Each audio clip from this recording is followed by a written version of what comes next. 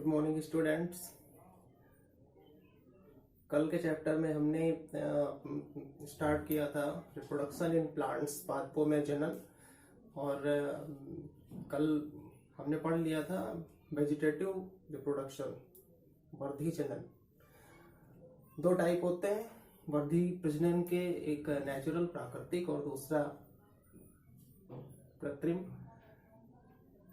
Natural vegetative reproduction के बारे में कल हमने जान लिया था क्या होता है, उसके कौन कौन से सब मेथड्स होते हैं, अन्य उसकी कौन सी विधियां होती हैं, उस पर हमने कल चर्चा कर ली थी। आज हम उसका सेकंड पार्ट पढ़ेंगे, आर्टिफिशियल वेजिटेटिव प्रोपेगेशन। कृत्रिम का एक जनन। मनुष्य जो है वो अपने फायदे के लिए, अपने लाभ के लिए प्लांट्स को उत्पन्न करने की बहुत सारी टेक्निक्स अपनाया करता है ताकि उसको कुछ ना कुछ फायदा मिलता रहे। उसी क्रम में मनुष्य ने ऐसी विधियां अपनाई जिससे उसको अधिक से अधिक क्रॉप यील्डिंग मिले, अधिक से अधिक वैरायटी मिले। तो हम कह सकते हैं कि मानव निर्मित ऐसी विधियां जो नए प्लांट्स को प्रोड्यूस करने के काम में लाई जाती हैं, उन्हें हम कृत्रिम या आर्टिफिशियल वेजिटेटिव प्रोपेगेशन कहते हैं। मनुष्य अपने लाभ के लिए प्लांट्स से नए प्लांट्स उत्पन्न करने के लिए जो उसमें जोड़ तोड़ करता है, उन्हीं विधियों को हम आर्टिफिशियल वेजिटेटिव प्रोपेगेशन कहते हैं। या मानव निर्मित विधियां अभी कौन कौन सी हो सकती हैं, जैसे नंबर 1 पहला हो सकता है कलम लगाना।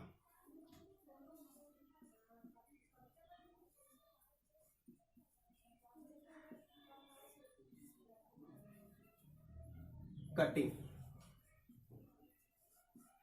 Second layering. और थर्ड है गूटी।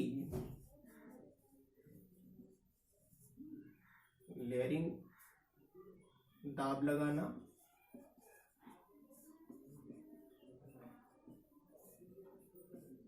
गूटिंग, गूटी बंधन इसको बोलते हैं, गूटी बंधन। और इसी का दूसरा नाम है air layering.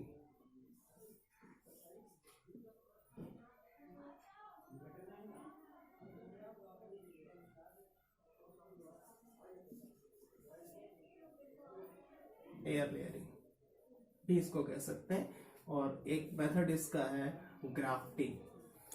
Cutting is the small piece of plant stem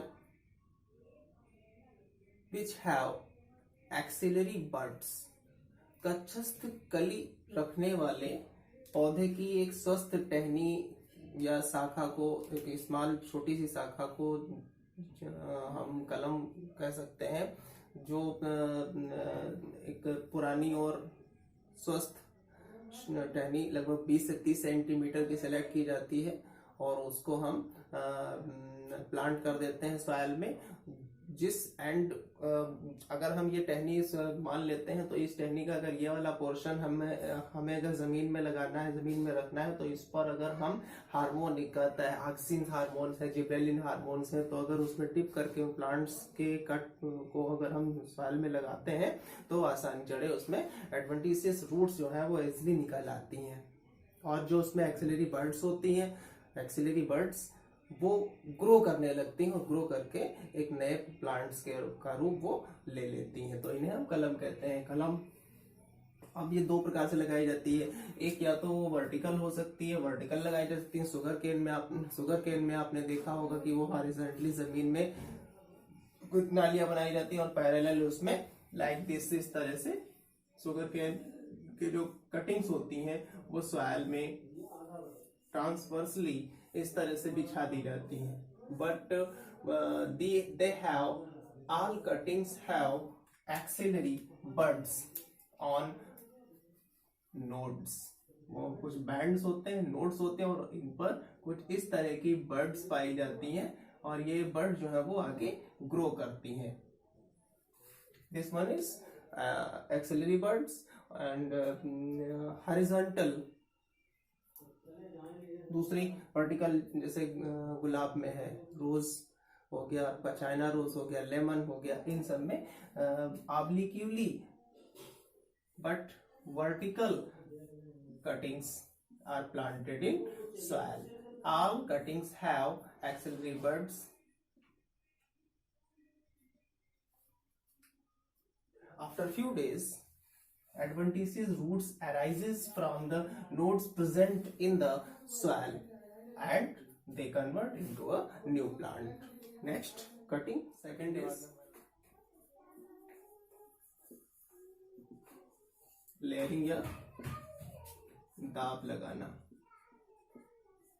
दाब लगाना भी आर्टिफिशियल वेजिटेटिव प्रोपेगेशन का एक सेकेंड पार्ट है, जिसमें हम एक ऐसे प्लांट को चूज करते हैं जिसमें उस प्लांट्स की टहनी ग्राउंड से बहुत अधिक ऊंचाई पर नहीं रहती है, लाइक दिस। उस टहनी को हम नीचे बेंड करके सॉइल में प्लांट कर देते हैं, लाइक दिस।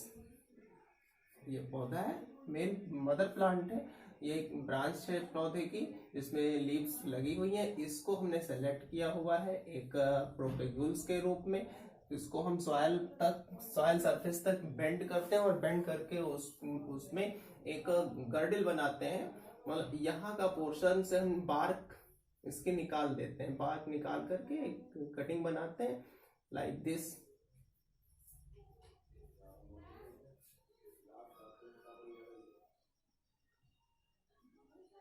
रिंगिंग बल्ले जिसको बोलते हैं, तो रिंगिंग बल्ले बनाने के बाद में इसको हम सॉइल में एक इन्वर्टेड वी शेप की एक स्ट्रक्चर लेते हैं और उसकी हेल्प से इसको मिट्टी में रोक देते हैं। आफ्टर फ्यू डेज, कुछ समय के पश्चात यहाँ से एडवेंटिशियस रूट्स निकल आती हैं इस तरह से, और फिर इसको behind the roots we cut it and plant in a new pot as a individual plant. Okay, this method of propagation is carried in is used in lemon, orange,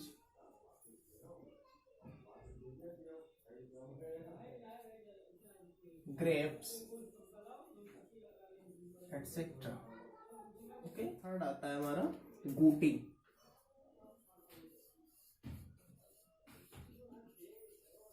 या एयर लेयरिंग भी इसको बोलते हैं, गूटी बंधन।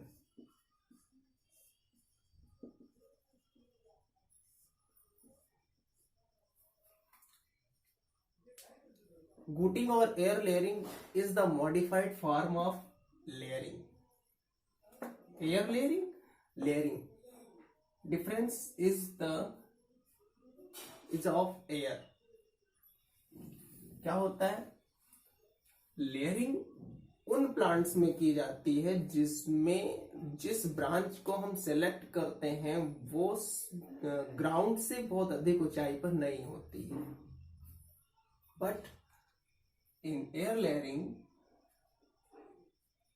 उन plants में की जाती है जिसमें सेलेक्टेड ब्रांचेस या प्रोपेगेशन में यूज आने वाली जो ब्रांच होती हैं जिसको हम सेलेक्ट करते हैं वो ग्राउंड से बहुत अधिक ऊंचाई पर होती हैं, तो उसमें लेयरिंग पॉसिबल नहीं होती है, ताकि वो जो ब्रांच है वो जमीन तक आ सके, उसको उसमें हम लेयरिंग कर सकें। इसलिए हम उनको अधिक ऊंचाई पर ही एक गूटी बना लेते हैं और उसमें इसलिए उसको हम एयर लेयरिंग कहते हैं। डायग्राम से समझते देखते हैं। एक plant,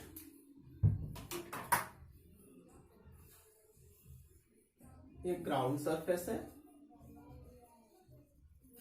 this one is the ground, this is the selected branch for propagation. Branch selected for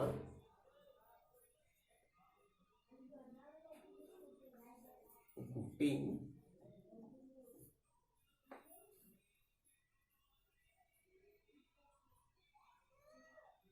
इसमें भी हम सेम प्रोसेस, लेकिन जिस ब्रांच को हम सेलेक्ट करते हैं उसमें ध्यान रखते हैं कि उस ब्रांच के पैरेलल ऊपर भी कोई ब्रांच जो है वो उपस्थित होती है।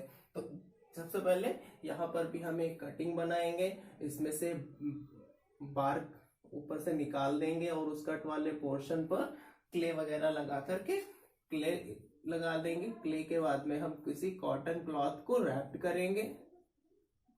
ओके, इसके बाद किसी रस्सी की हेल्प से इसको बांध देते हैं। तो ये हमारी बन जाती है गूटी।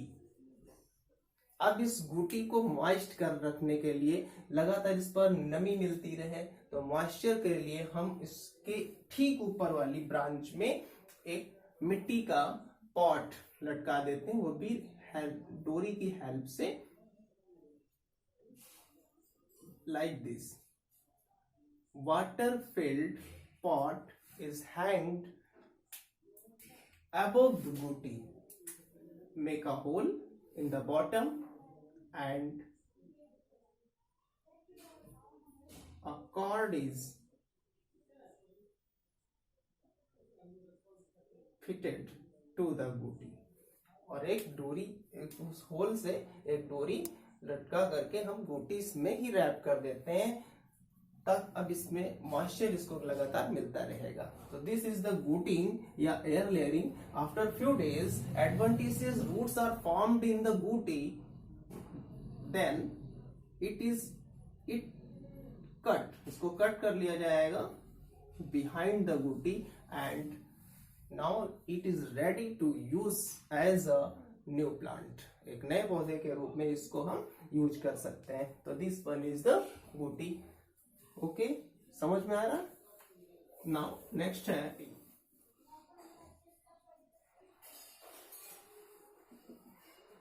यह रोपड़। रोपड़ में क्या होता है?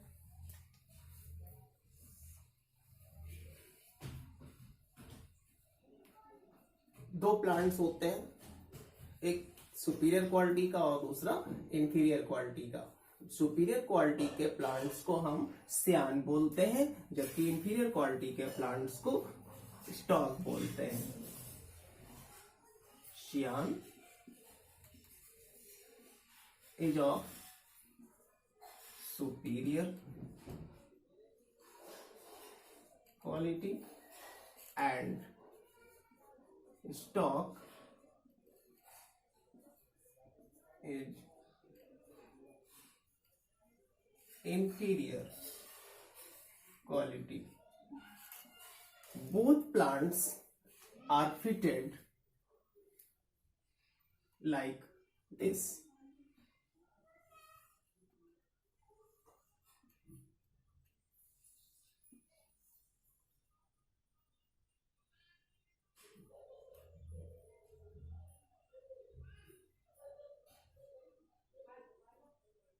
A sloped structure from both sides of stalk is formed, and a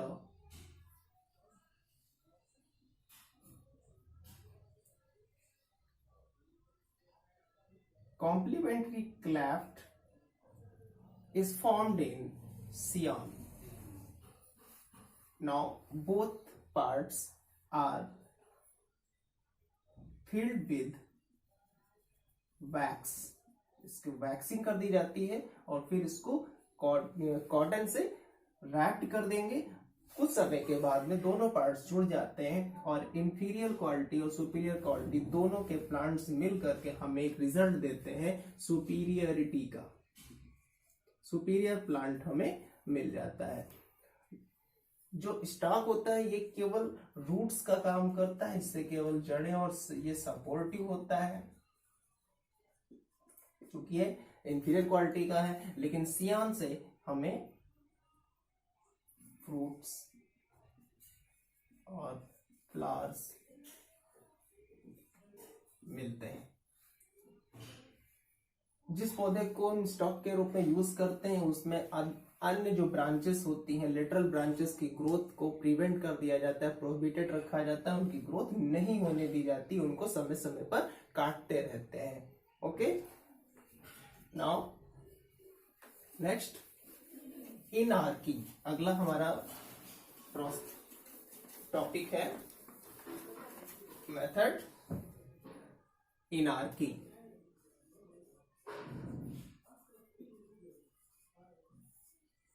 इनार्किंग is the modified form of grafting.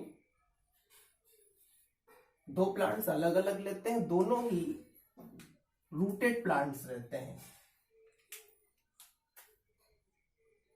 अलग अलग पेन से ड्रॉ करते हैं डायग्राम। दोनों ही प्लांट्स को एक पॉइंट पर अटैच कर दिया जाता है। वन प्लांट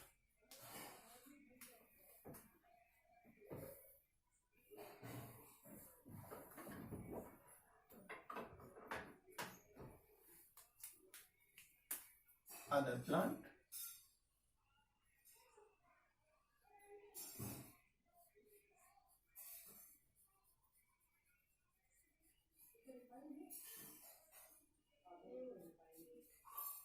एक प्लांट को हम स्टॉक के रूप में और दूसरे प्लांट को सियान के रूप में,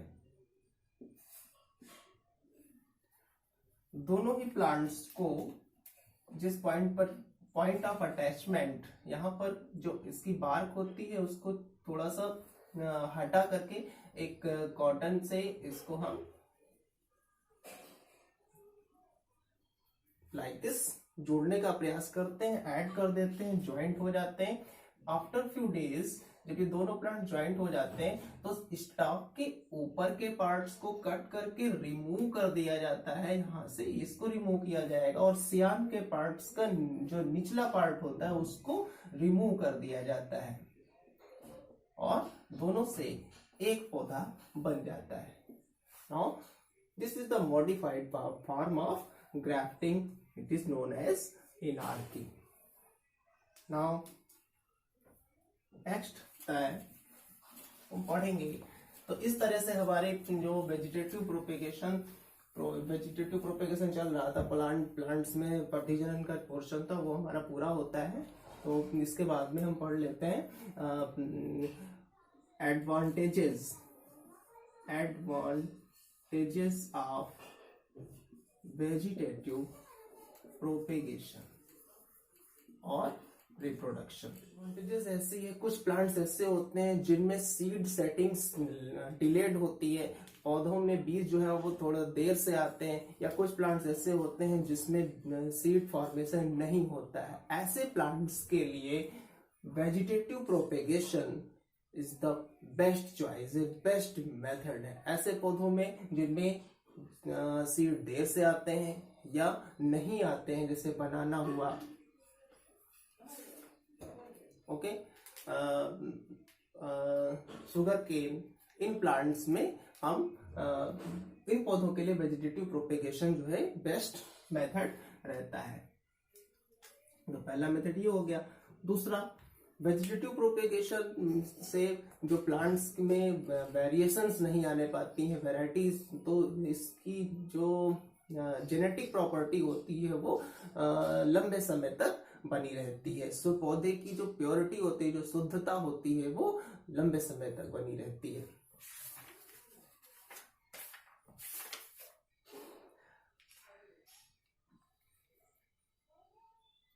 इसके द्वारा हम ऐसे पौधों को ग्रो कर सकते हैं, ऐसे पौधे उत्पन्न कर सकते हैं जिनको हम इंफीरियर क्वालिटी की प्लांट्स को हम सुपीरियर क्वालिटी में कन्वर्ट कर सकते हैं। ठीक है, तो ये कुछ हमारे इसके एडवांटेजेस हैं जो जिन्हें हमें याद रखना है। कुछ इसके एडवांटेजेस के साथ साथ में डिसएडवांटेजेस भी रहते हैं। और एक एडवांटेजेस और, जो आर्टिफिशियल वेजिटेटिव रिप्रोडक्शन अगर का मेथड हम अपनाते हैं तो इसमें जो प्लांट्स में फ्लावरिंग, फ्रूटिंग, सीड फॉर्मेशन, वो अन्य प्लांट्स जो सीड के थ्रू अगर पौधे उगाए जाते हैं और वेजिटेटिव प्रोपेगेशन के थ्रू पौधे उगाए जाते हैं, तो इन प्लांट्स में इस विधि के द्वारा उगाए गए पौधों में बीज का बनना, फलों का आना, ये समय earlier than plant produced by seed. कम समय में पौधों में पुष्पन प्रारंभ हो जाता है। इसके बाद में डिसएडवांटेजेस भी देख लेते हैं। कुछ इसकी डिसएडवांटेजेस हैं। इसमें जो पहला यही है कि इसमें जो न्यू वैरायटीज इस विधि के द्वारा, क्योंकि इसमें सेक्सुअल रिप्रोडक्शन नहीं होता है तो इसमें वेरिएशंस नहीं आ पाती। जब वेरिएशंस नहीं आ पाती हैं तो हमें इस विधि के द्वारा नए वैरायटी के प्लांट्स नहीं मिल पाते हैं। ओके, और लगातार वेजिटेटिव प्रोपेगेशन को यूज करते करते जो इसका मदर प्लांट होता है उसकी जो प्रोड्यूसिंग पावर होती है, जो उसकी इंटरनल पावर होती है या विटल पावर होती है, वो धीरे धीरे कम होती जाती है। फिर पौधे जो हैं, इससे जो नए प्लांट्स उगाते हैं वो धीरे धीरे डिसीज्ड होने लगते हैं। उनकी अपनी जो इम्यूनिटी होती है वो धीरे धीरे वीक होने लगती है। तो इसके कुछ एक ये डिसएडवांटेजेस भी है। इसके बाद में हमारा अगला टॉपिक आता है micro propagation. What is micro propagation? सूक्ष्म प्रवर्धन क्या है? नाउ माइक्रो प्रोपेगेशन, सूक्ष्म प्रवर्धन।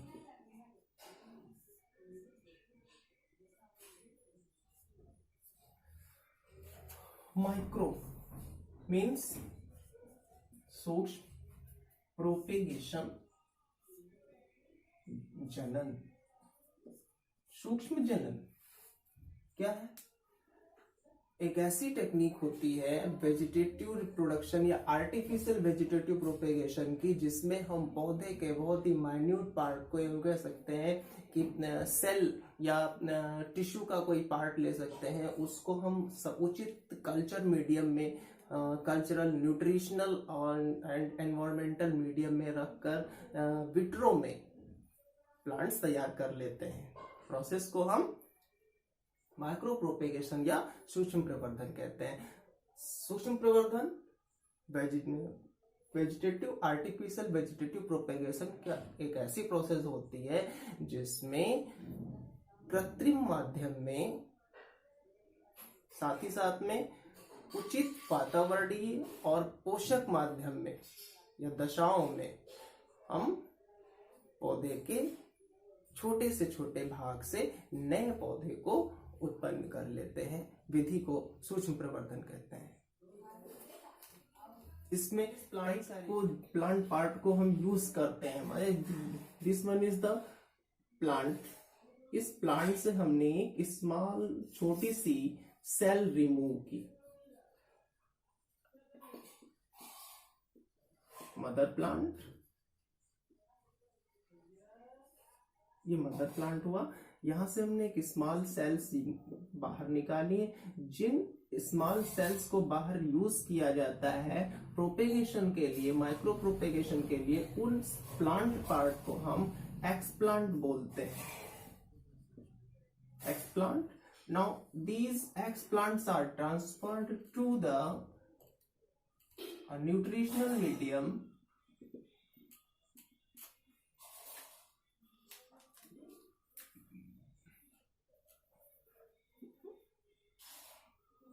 this one is the explant, water. After few days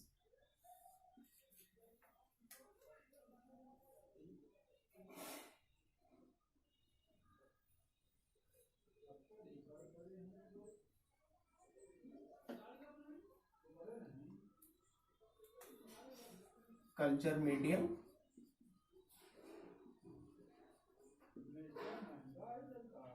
with hormones. Culture medium में हम कुछ हार्मोन्स जिब्रेलिन, साइटोकाइनिन का मिक्सचर लेते हैं और इसको हम एक्सप्लांट्स को प्लांट से निकाल करके ट्रांसफर कर देते हैं। After few days culture medium में जो हमारी एक्सप्लांट होते हैं उनमें डिवीजन स्टार्ट होता है और वो ग्रो करके कैलस का फॉर्मेशन कर लेते हैं। Now these are the group of cells, callus। Callus में डिवीजन स्टार्ट होता है और ऊपर इसमें प्लूम्यूल और रेडिकल, ऊपर की तरफ प्लूम्यूल और नीचे रेडिकल का बनना स्टार्ट हो जाता है लाइक दिस। फिर इनको हम अलग अलग प्लांट में पॉट में ट्रांसफर कर लेते हैं इस तरह से।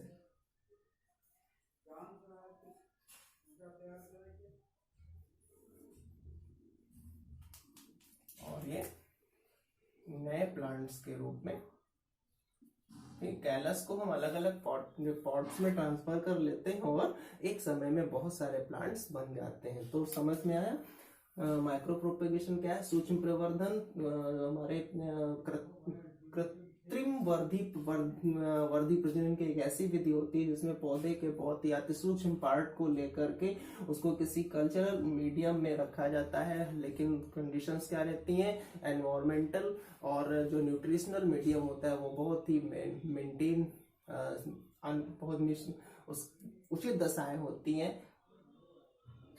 लाइट की, टेम्परेचर की, ह्यूमिडिटी की, एयर की कंट्रोल्ड कंडीशंस में उसको रखा जाता है और वो ग्रो करके कैलस बनाता है। कैलस से उसमें छोटे छोटे प्लांटलेट्स यूज बन जाते हैं और उन प्लांटलेट्स को हम उन प्लांटलेट्स को अलग अलग पॉट्स में ट्रांसफर कर देते हैं। तो इस प्रकार से मिनिमम टाइम में मैक्सिमम रिजल्ट हमको मिलता है। इसका जो बेनिफिट होता है वो यही है। बेनिफिट क्या है? इसका लाभ क्या है? एडवांटेजेस क्या है? Minimum time and maximum number of plant. Minimum time और मिनिमम जो आपका खर्चा आता है, पैसे का खर्च भी कम रहता है, समय का खर्च भी कम रहता है, लेकिन हमें प्लांट्स की संख्या बहुत कम समय में बहुत ज्यादा मिलती है। तो इस प्रकार से हमें जो क्रॉप की यील्डिंग होती है वो भी इंक्रीज होती रहती है। ठीक है, तो आज के लिए बस इतना ही। अगले पार्ट में हम फिर मिलेंगे अगले वीडियो के साथ में। तब तक के लिए स्टडी करिए और अपना ख्याल रखिए। Thank you.